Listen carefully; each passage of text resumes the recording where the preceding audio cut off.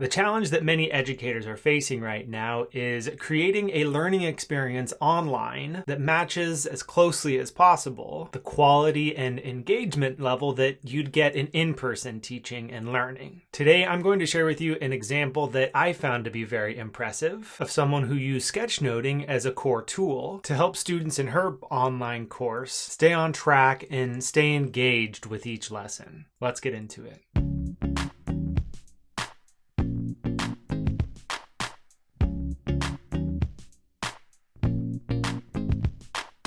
Hello and welcome to Verbal to Visual. I am your host, Doug Neill, and recently within one of the resources that I created called Sketchnoting in the Classroom, a longtime friend of Verbal to Visual, Caroline Isabel Carone, shared her plan for teaching a course at the university level, fully online, and I was so impressed by her plan and all of the images that she shared that I wanted to pass them along to you because I have no doubt that educators watching here at various levels, I think from middle school all the way on to university level, will find at least some component of Caroline Isabel's plan that you might want to include in the way that you're delivering lessons right now. Maybe that's fully online, maybe it's some blended or hybrid model of partially online, partially in person. So let's get into this example. First, let's start with this course roadmap that Caroline Isabel created for an upper year seminar on ethnohistory that Caroline Isabel teaches at Queen's University in Ontario. I think that this is such a cool way to present a 12-week course. Now, this type of course roadmap is something that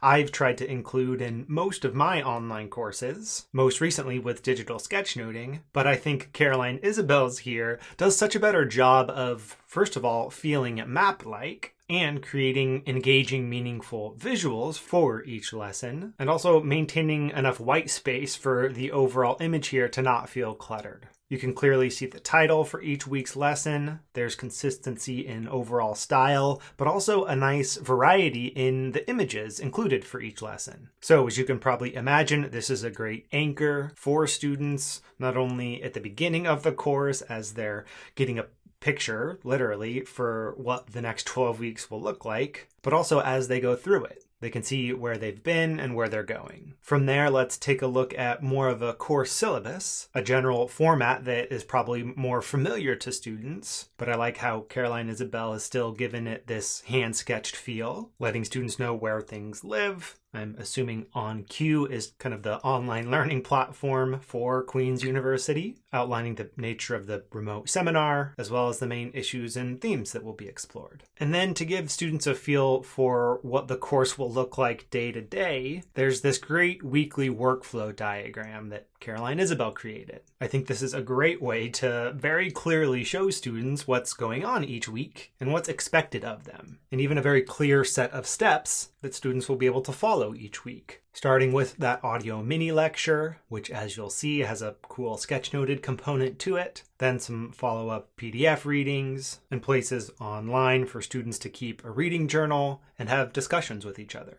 And then an optional live weekly check-in with Caroline Isabel. What I like about this is that I think it addresses one of the primary challenges for students involved in online learning. And that's the question of how do I actually structure my days and my weeks to stay on track with this particular course? I think this type of weekly workflow gives students some of that structure. There's this clear set of activities to do in a particular order, and then each student gets to decide how to fit that within their week. So with that, let's dive into a specific weekly lesson. We'll look at week 6 on textual sources. For each of those weekly lessons, Caroline Isabel created a single-page sketchnote summary like this. And alongside this sketchnote summary, Caroline Isabel recorded about a 10 to 12-minute audio lecture, that mini lecture that was the first step in the weekly workflow. And I really like that combo of a relatively short audio lecture that has a single-page sketchnote like this as the anchor to that audio.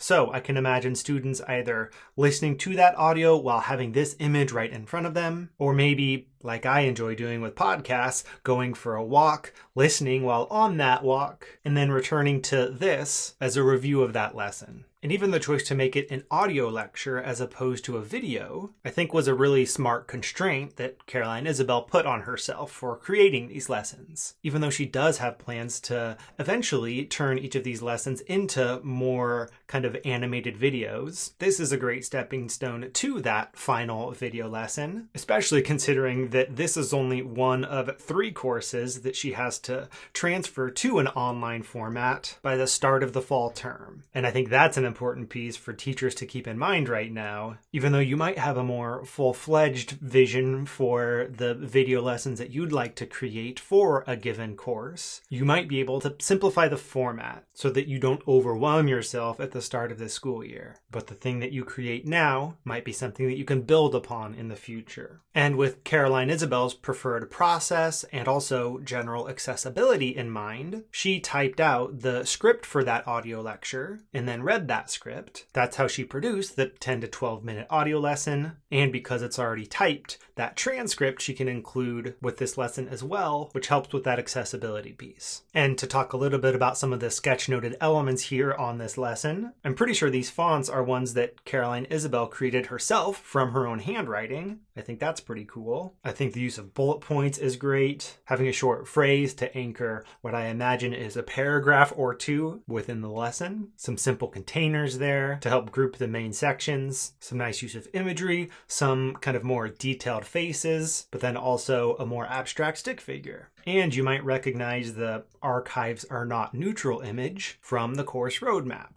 And I imagine that that connection exists for all of the sketchnoted lessons. The image that appears on the roadmap here is included somewhere within that one-page sketchnote lesson, which I think really helps tie everything together nicely. And to kind of round out the student experience, after that 10 to 12 minute audio lecture, students read 4 academic articles or chapters uploaded to the online learning environment. Then they can choose to do 2 assignments, a reading journal or a discussion thread. There are 12 of each of those, 1 for each weekly lesson, and students must do at least 6 of each of those, and the 6 best of each count when it comes to grading. So there's some nice flexibility there in terms of the follow-up activities that students do in response to a given lesson. So I think this overall flow here of a very clear course roadmap, a single page sketch note for each of those weekly lessons that has a 10 to 12 minute audio lecture associated with it, along with this clear weekly workflow to show students what's expected of them and how best to engage with the material each week.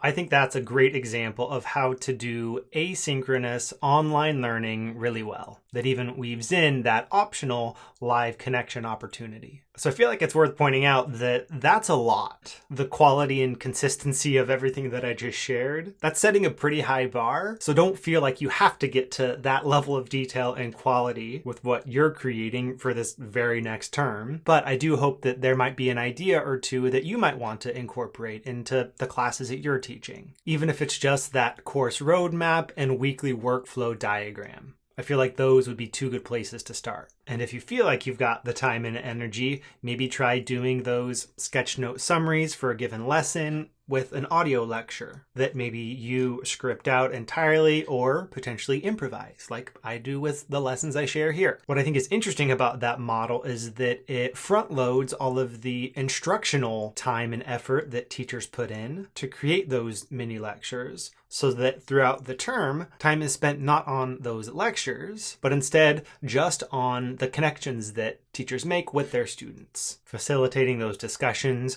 giving feedback on student work. And to me, that sounds really appealing compared to the potentially more hectic schedule of prepping lessons, delivering lessons, and having those discussions and giving feedback on students' work. To get those first 2 out of the way up front before the course even starts, it's kind of an appealing way to do things. And essentially that's the flipped classroom model that maybe some of you have already been experimenting with. As I'm realizing now, anyone who has been doing a flipped classroom is already at quite an advantage for this upcoming school year, where it seems in most cases remote learning is at least part of the picture. What I also like about this model is that it emphasizes student action. Yes, Caroline Isabel put a lot of time and thought and energy into her short lessons, and there are those follow-up readings, but much of it is about creating those containers, the reading journals and the discussion threads, where students have the opportunity to work with those ideas themselves. So I think part of the question around this transition to online learning that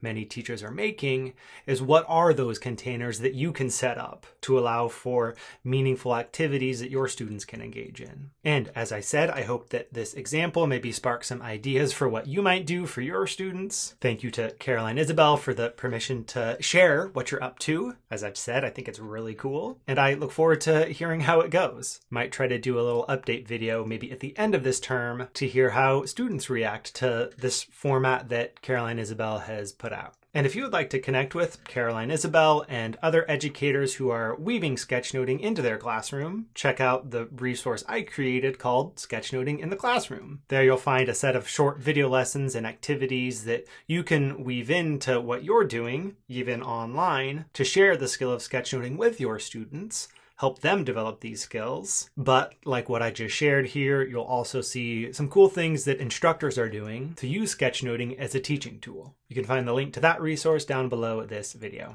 Thank you so much for watching. Good luck with your teaching this year, no matter what your classroom looks like. And I look forward to sharing other ideas about sketchnoting with you in the next video. Until then.